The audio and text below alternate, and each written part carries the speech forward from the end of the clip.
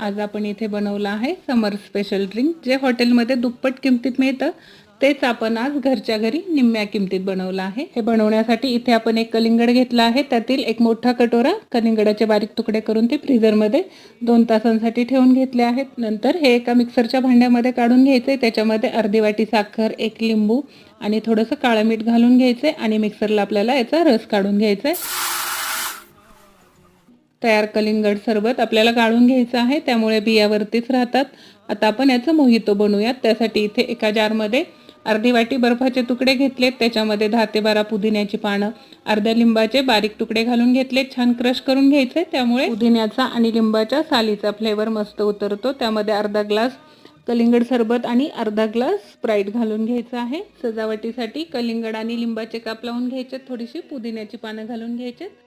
थंडगार watermelon mojito पिण्यासाठी तयार।